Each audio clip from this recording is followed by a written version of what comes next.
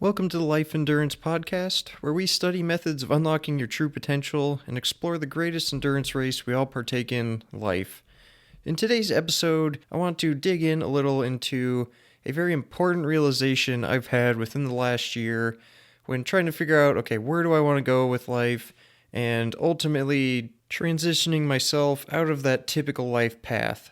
And that is how a familiar bad is more comfortable than an unfamiliar good. Which, at face value, seems a little odd. How is something bad more comfortable than something good? And that's what I want to dig into, why that is, and why it's just so valuable to realize this and apply that thought to your life to identify certain things that are holding you back from reaching your goals, living the life that you really want to, and what it's going to take to break out of the cycle that this talks about. I first heard about this concept reading through the book The Power of One More, and the direct quote is, "A familiar bad feels safer than an unfamiliar good." And this really explains so much about human patterns and how we make choices. Just think about that thing or action you always find yourself going back to, despite it not adding value or even removing value from your life. And this can apply on so many levels of life. Just think about the food you eat. We know those cookies aren't going to add any healthy value to our life. We know that those indulgent things are not good for us, but time and time again, that is the first thing we put our hands towards when going to grab something to eat.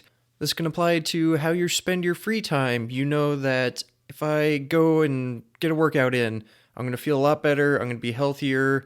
Or say there's a book you really want to read and you know it'll help you reach a goal, or it's a more enjoyable, productive way to use your time than jumping on playing a video game that's not adding any value to you, scrolling through TikTok, Instagram, all those digital black holes that are literally designed to suck you in. No one's really arguing that a workout or reading a book is better for you and in the long run feels better than falling into these digital black holes. So again, why is that just our automatic response to go to those things? Social media is something people all the time say they had to cut out of their life. It just ultimately has a negative impact, gives them anxiety. While it is such a powerful tool, it often has a very negative impact. And I think we're aware of that deep inside, but again, it's something we just automatically go to. You can think about this in terms of relationships. I'm sure we all know somebody that they're in a relationship, it didn't go well, they complained about it, they got hurt from it emotionally, yet a month later, a week later, days later, they've found another person just like the last that doesn't treat them well. But again, that's just what they automatically go towards. So why do they do that instead of learning from that and making a different decision? Again, this can just apply to so many aspects of your life, and why this is a very important thing to reflect on and analyze where is this affecting you and how is this holding you back from reaching your goals. So to kind of dig in what this means is that as humans, just mentally and physically, we get accustomed to things. We're creatures of habit. And for the most part, I say we're typically not risk takers. We are wired to keep ourselves safe and especially wired to not lose things. You'll find that people are willing to work much harder to not lose something than they are to gain something. So ultimately, it comes down to this. As humans, something that we are familiar with, whether good or bad, feels more comfortable to us. Whether that be a bad relationship, we've just always been in a bad relationship, that's what we're familiar with, and despite it not being a good thing, your body has become accustomed to that, and therefore, even if, say, you meet somebody that treats you much better, it's unfamiliar, and your natural reaction is going to be to avoid it, despite it being a good thing. Same thing with working out. If you are typically the sit on the couch during all your free time type of person, those first few workouts are going to be brutal. Your body, even though it is good for you, is going to send signals that, wow, this hurts, this is too hard. And, you look across the other side of the gym and there's that person that's been consistently working out for years and they're on cloud nine. They got a runner's high. They're feeling jacked up. They're like, yes, this is awesome. Doing the same exact thing, but getting a different response from their brain and body. Which again comes down to what is the thing that you are most familiar with, even if it's something that's bad for you.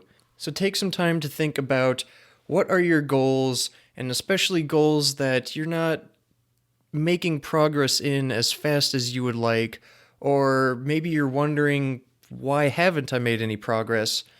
Think about this concept. Think about all your typical interactions, especially with people and consumable items, whether that be food, digitally, anything that is, kind of entering your thoughts or body, or think of things that are just taking up your time and try to flush out the patterns. What are those things that you are comfortable with?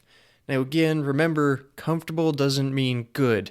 Comfortable means that is what you are used to, and just the way we are wired means it feels more safe. So for a personal example, I have gone through quite the transition in the last year. I have made the leap to going out basically freelance in terms of business, working side gigs to stay afloat when I have to.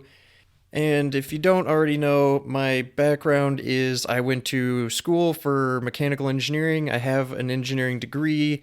I had 5 different internships in different industries. I spent a few years in construction management. So I have built up a lot of experience and skills for somebody my age, and I've worked in an industry that is always needing people, and I worked in an industry that at my age, by most people's standards, I was doing well. Between my income, how much I worked, the health that I maintained physically, by most people's standards, I was doing very well. And that's one thing that my brain wanted to believe. It is what I became accustomed to, just going to that job and ultimately following just that kind of typical path. Now, for some people, that might be a good thing, but in my case, deep down, I knew that I was not fulfilled. I did not actually like the work I was doing. It did not align with my personal goals, values, ultimately the things that make me feel satisfied with how I live my life. But again, I was making money, I didn't have to worry about bills, I was saving money pretty quickly, definitely much better off than most people my age. So it was difficult for me to accept that really I had become comfortably unhappy. I think that's something a lot of people are struggling with and don't realize it. They're not happy with some major aspect of their life, whether that be their job, their fitness, their relationship, how they spend their free time. But it's been long enough that that is just simply what they've become accustomed to. Another interesting example I remember hearing on a true crime podcast was there was a boy and a girl that got abandoned by their mother. I think the girl was a baby, and the boy, who's the main person they talked to, was, I think, like just old enough to, stay alive for a couple days until they were found. And then he ended up going to this boys' home that was an absolute just nightmare, a horror, what the episode was all about. But the thing that stuck with me from that episode is the host asked him in the interview, were you unhappy while he was there being abused? Just horrific things were occurring in that house. And the guy shockingly says, no, I wasn't actually unhappy because that's the only thing I knew. Since he was so young, that this was the only reality he knew. And even though it was a horrible reality, he didn't know anything about the outside world. He didn't have anything to compare it to. So, yes, it wasn't comfortable in the slightest, but he wasn't even necessarily unhappy because he just didn't know any better. And I think that's the most extreme example out there of how you can be comfortably unhappy. You just become accustomed to something. So long story short, after a lot of reflection, really soul searching, so to say, I had realized that on paper my life was very comfortable, but comfort and happiness are not the same thing. And that's what I want to communicate to you listeners today, is to be aware that comfort and happiness are not the same thing. And I'll probably have another episode about how discomfort is the key to achieving happiness.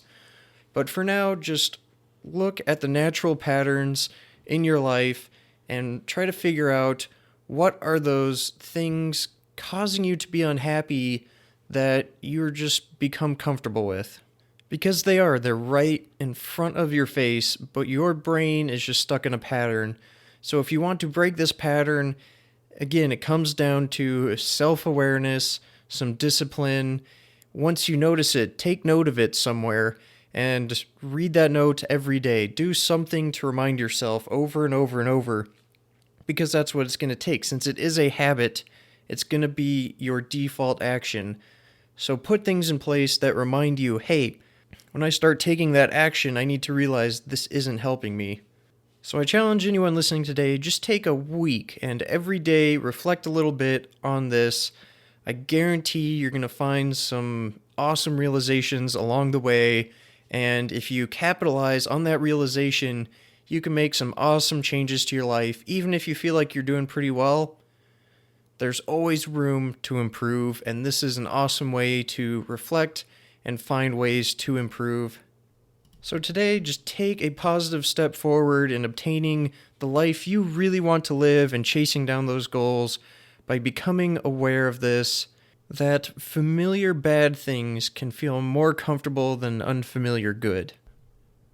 So with that, I'm going to sign off for today's episode. I tried to keep that short.